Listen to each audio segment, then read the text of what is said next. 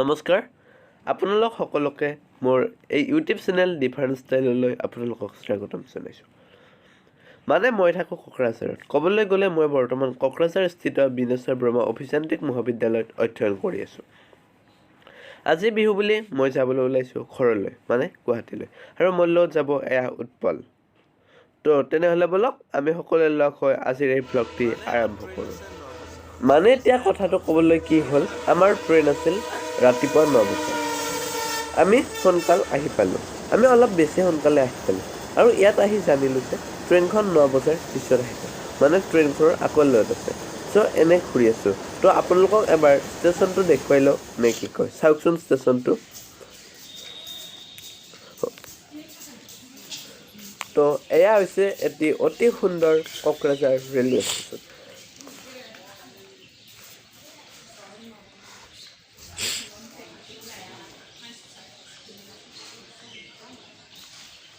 আচ্ছা, আপোনালোকে এই ৰেলৱে ষ্টেচনটোত এটা বিশেষ কথা মন কৰিছেনে?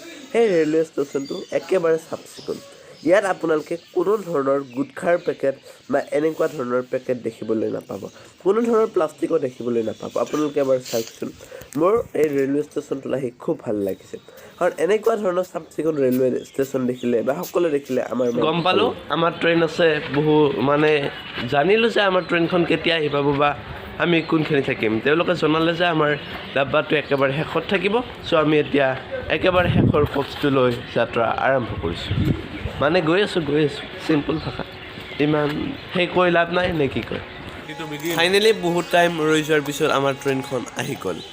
তো ট্ৰেইনৰ ভিতৰৰ পৰা আকৌ লগ পাম এটি ধুনীয়া যাত্ৰা। তো এইখন ট্ৰেইন, তো এইখিনি সময় ব্লগ নকৰোঁ। ফাইনেলি আমি ট্ৰেইনখন পালোঁ আৰু বৰ্তমান আমি ট্ৰেইনত বহি আছোঁ। আৰু এই ট্ৰেইনৰ পৰা কোকৰাঝাৰ টু গুৱাহাটীৰ ৰাস্তাৰ সুন্দৰ দৃশ্য আপোনালোকক দেখুৱাবলৈ চেষ্টা কৰিম।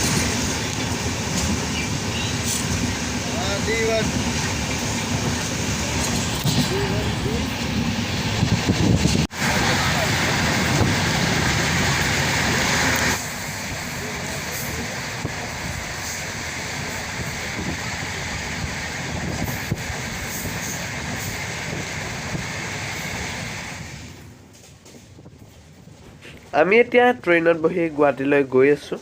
চ' ক'বলৈ গ'লে ট্ৰেইনৰ আমেজে সুকীয়া, ট্ৰেইনত যোৱা আমেজে সুকীয়া।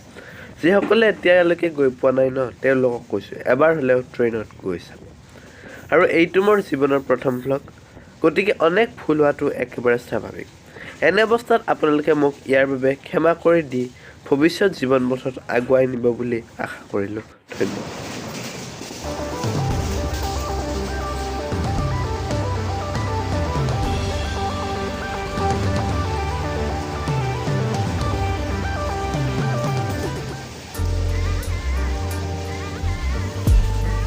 তো এনেকৈ আমি আহি পালোঁ গোৱালপাৰাৰ ব্ৰহ্মপুত্ৰৰ ওপৰত থকা বিখ্যাত সেতু নৰনাৰায়ণ সেতু। ইয়াত কিন্তু আহিবলৈ মোৰ খুব মন আছে। তেনেহ'লে ব'লক আমি সকলোৱে নৰনাৰায়ণ সেতু ট্ৰেইনৰ পৰা উপভোগ কৰোঁ।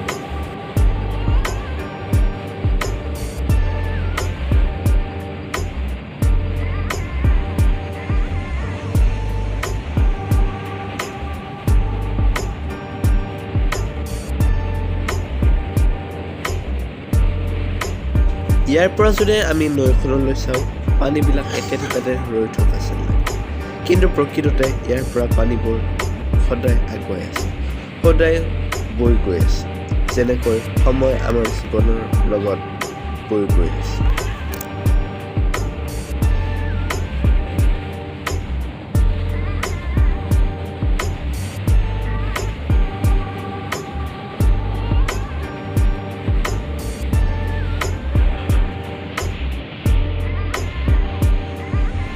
ৱাও, কি ধুনীয়া চিনাৰী। আপোনালোক সকলোকে মই এবাৰ অনুৰোধ জনাইছোঁ, আপোনালোকে প্লিজ গোৱালপাৰা হৈ এবাৰ গুৱাহাটীলৈ চাওক।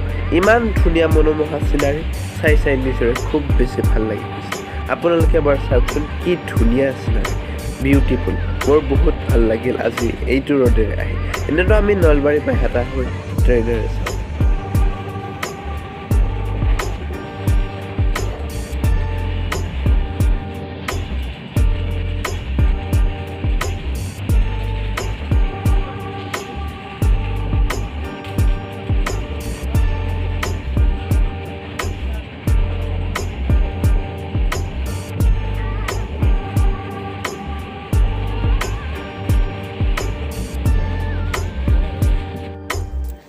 এনেকৈ আমি অতি ধুনীয়া দৃশ্যবিলাক উপভোগ কৰি আমি গুৱাহাটীলৈ যাত্ৰা কৰি আছোঁ।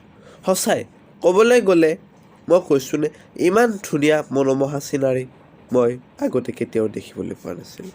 আপোনালোকে আশা কৰোঁ এবাৰ এই মনোমোহা চিনাৰী উপভোগ কৰিব।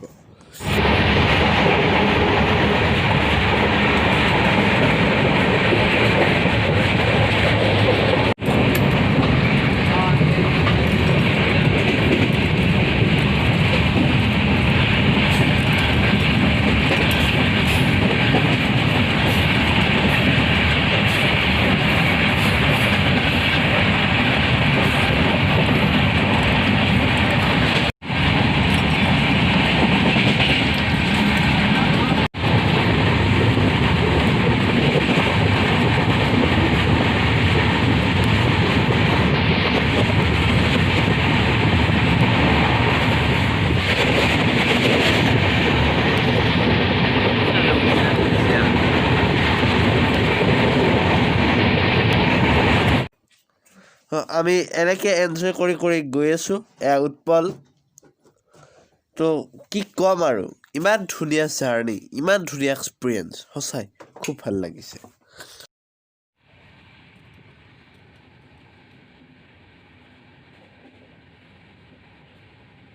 অসমৰ বহুতো মানুহে ভাবে যে অসমৰ নামনি অসমত কোনো ধৰণৰ চাহ বাগান নাই, কেৱল উজনি অসমতে চাহ বাগান আছে। কিন্তু এয়া আপোনালোকে চাওক, নামনি অসমত কি সুন্দৰ সুন্দৰ চাহ বাগান আছে। সঁচাই চাহ বাগানৰ মাজেৰে এনেকৈ ট্ৰেইনেৰে যোৱা আমেজে সুকীয়া। সঁচাই খুব ভাল লাগিছে, কি ধুনীয়া চাহ বাগান। আৰু এটা সঁচা কথা ক'বলৈ হ'লে, মই আজিলৈ কিন্তু চাহ বাগান দেখি পোৱা নাছিলোঁ, আৰু এয়াই মোৰ জীৱনৰ প্ৰথমখন চাহ বাগান। চাওকচোন, চাহ বাগানৰ লগতে এই গোটেই এৰিয়াখিনিৰ কিমান ধুনীয়া এটা চিনাৰী। সঁচাই কি ধুনীয়া নদী, চাহ বাগান, সঁচাই কি ক'ম আৰু, বিউটিফুল।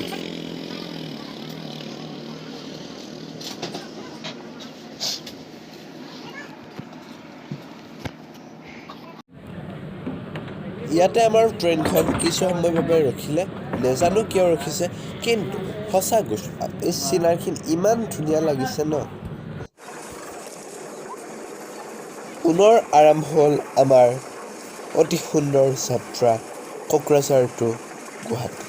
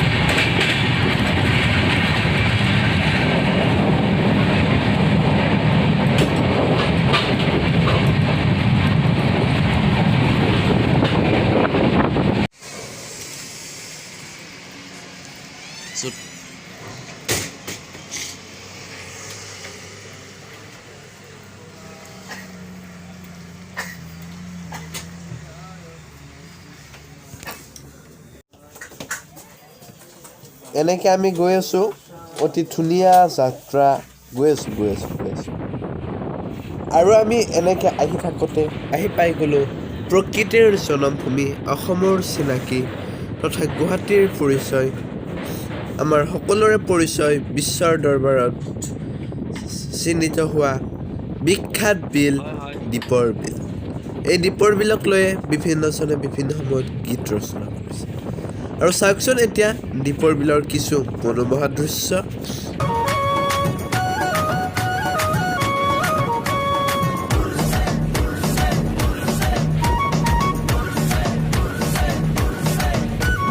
দীপৰ বিলৰ পাৰত আজি ৰঙৰ সমাহাৰ, নানা জাতি সংস্কৃতি তাৰ অলংকাৰ। দীপৰ বিলৰ পাৰত আজি ৰঙৰ সমাহাৰ, নানা জাতি সংস্কৃতি তাৰ অলংকাৰ। ৱাও, কিমান ধুনীয়া চৰাই, ভিন্ন প্ৰজাতিৰ চৰাইবোৰ আপোনালোকে ইয়াত দেখিছে। কেমেৰাৰ হয়তো গোটেইবিলাক চৰাই দেখিবলৈ পোৱা নাই, কিন্তু মই যিমানবিলাক চৰাই দেখিছোঁ ন মোৰ চকুৰে, সঁচাই ভিন্ন প্ৰজাতিৰ চৰাই ইয়াত আছে।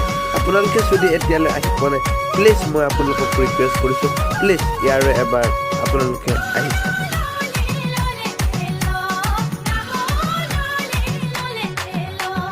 নানা জনজাতি নানা উপজাতিৰ এয়া মিলন, তুমি হ'ল আমাৰ বিলৰ পাৰ।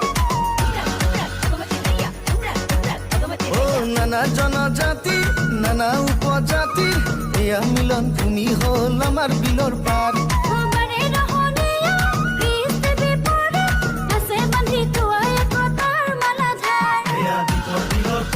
আমাৰ দীপৰ বিলৰ পাৰ, এই উৎসৱত সবে আহিবা এবাৰ।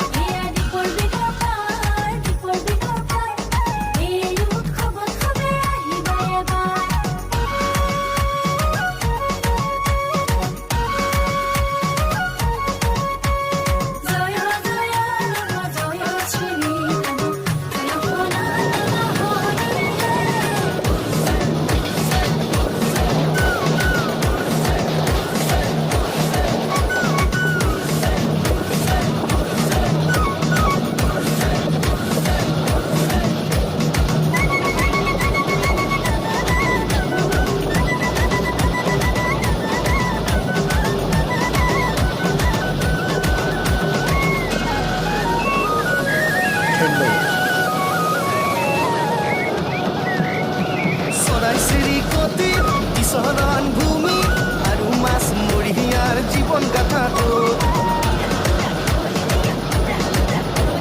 চৰাই চিৰিকটিৰ এনেদৰে আমি এটা সুন্দৰ যাত্ৰা কৰি এই বিশেষ ট্ৰেইনখনেৰে আমি আহি পালোঁ কামাখ্যা ৰেলৱে ষ্টেচন।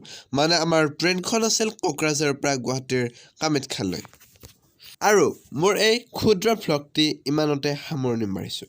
আৰু এই ভ্লগটো বনাওঁতে যদি কিবা ভুল ভ্ৰান্তি হৈছে, প্লিজ আপোনালোকে মোক কমেণ্ট কৰি জনাই দিব বুলি আশা কৰিলোঁ।